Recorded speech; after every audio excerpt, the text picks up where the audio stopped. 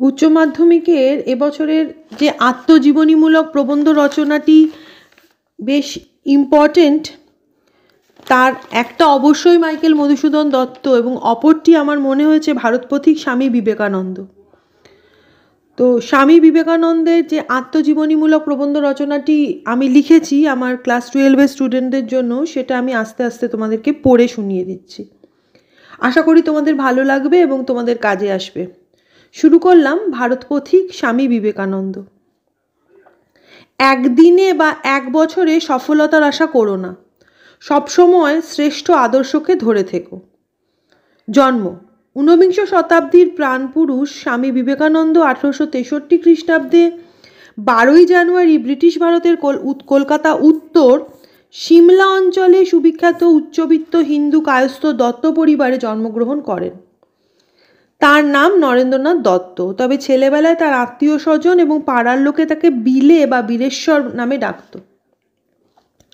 তার পিতা বিশ্বনাথ দত্ত কলকাতার উচ্চ আদালতে একজন নামকরা আইনজীবী ছিলেন। ভুবনেশ্বরী দেবী তার মাতা ছিলেন। পরম পুরুষ শ্রী রামকৃষ্ণের স্নেহধন্য ছিলেন তিনি। শিক্ষা জীবন: শৈশব জীবন থেকেই স্বামীজি অতি চতুর, সাহসী, কৌতূহলী ছিলেন।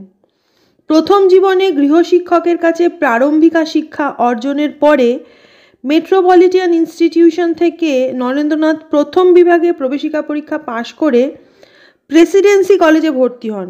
সেখান থেকে স্কটিশ চার্চ কলেজে ভর্তি হয়ে এফএ পাশ করে দর্শনশাস্ত্র নিয়ে বিএতে ভর্তি হন।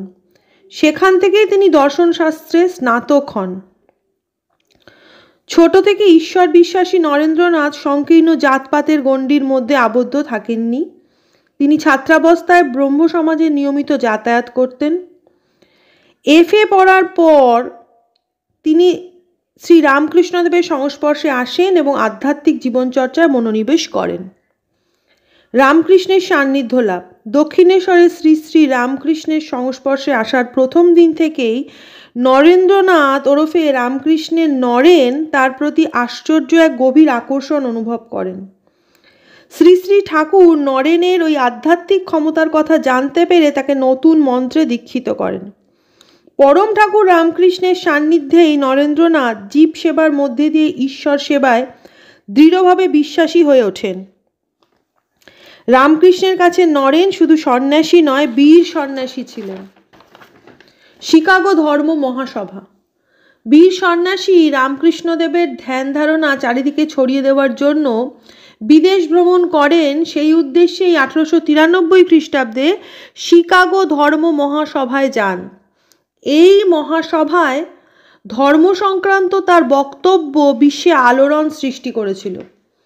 তৎকালীন ব্রিটিশ যুক্তরাষ্ট্রের এবং আমেরিকার বহু নরনারী তার ধর্মমতে আকৃষ্ট হয়ে শিষ্যত্ব গ্রহণ করেন। ভগিনী নিবেদিতার সান্নিধ্য লাভ: বিশ্বের বিভিন্ন দেশের নারী পুরুষ যখন স্বামীজির শিষ্যত্ব লাভ করতে চাইলেন, তখনই তার সান্নিধ্যে আসেন মিস মার্গারেট নোবেল। ইনিই পরে স্বামীজির শিষ্যত্ব গ্রহণের মাধ্যমে ভগিনী নিবেদিতা নামে পরিচিতা হন। এরপর তিনিও স্বামীজির মতো সেবাধর্মে দীক্ষিত হয়ে মানব সেবার কাজে রত হন। কর্মজীবন: ঈশ্বরে বিশ্বাসী, সর্বধর্মের প্রতি শ্রদ্ধাশীল, আধ্যাত্মিক চেতনার অধিকারী পরম পুরুষ রামকৃষ্ণের স্নেহধন্য বীর সন্ন্যাসী বিবেকানন্দ সেবা ও ধর্মকে প্রতিষ্ঠার লক্ষ্যে সারাটা জীবন অতিক্রান্ত করেন। আমেরিকা থেকে ধর্ম মহাসভায় বিজয়ীর সম্মান নিয়ে ফিরে এসেই পরবর্তীতে রামকৃষ্ণ মঠ প্রতিষ্ঠার মাধ্যমে মানব সেবা, বেদান্ত দর্শন ও সংকীর্ণ জাতপাত এবং দরিদ্র আর্ত মানুষদের মধ্যে তার জীবন অতিবাহিত করেন। বিবেকানন্দের শিক্ষা দর্শন: আধুনিক শিক্ষার প্রাণপুরুষ রূপে স্বামীজি বলেন, education is the manifestation of perfection already in man. অর্থাৎ মানুষের মধ্যে যে অন্তর্নিহিত সুপ্ত সম্ভাবনা লুকিয়ে রয়েছে তার পরিপূর্ণ বিকাশ সাধনই হলো শিক্ষা। স্বামীজি বৃত্তি শিক্ষা, ধর্মশিক্ষা, শারীর শিক্ষা, গণশিক্ষা ও সাধারণ শিক্ষাদান পদ্ধতির পৃষ্ঠপোষক ছিলেন। 1897 খ্রিস্টাব্দে তাঁরই প্রচেষ্টায় গড়ে ওঠে রামকৃষ্ণ মিশন এবং 1899 খ্রিস্টাব্দে প্রতিষ্ঠা হয় বেলুড় মঠ। তাঁর নামের প্রতি শ্রদ্ধা জানাতে বিবেকানন্দ মেরিট কাম স্কলারশিপ প্রদান করা হয়। জীবনাবসান: 1899 খ্রিস্টাব্দে বিবেকানন্দ দ্বিতীয়বারের জন্য আমেরিকায় যান। সেখানে 1900 খ্রিস্টাব্দে প্যারিসে অনুষ্ঠিত বিশ্ব ধর্ম সম্মেলনে যোগদান করেন।